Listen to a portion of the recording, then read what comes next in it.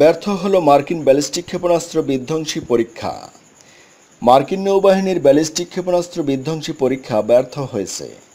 হাওয়াইয়ে চালানো এ পরীক্ষায় কল্পিত শত্রুর মধ্যপল্লার ক্ষেপণাস্ত্র ধ্বংস করতে পারেনি মার্কিন নৌবাহিনী।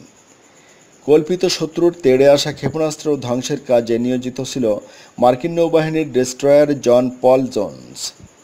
মার্কিন নৌবাহিনীর সেরা যুদ্ধজাহাজের অন্যতম এটি।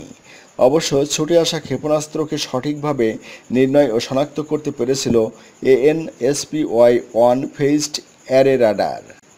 উত্তর কোরিয়ার মিসাইল হুমকির মোকাবেলায় এই ক্ষেপণাস্ত্র বিধ্বংসী ব্যবস্থা গড়ে তোলার দাবি করছে আমেরিকা। এ প্রকল্প নিয়ে যৌথভাবে কাজ করছে আমেরিকা ও জাপান।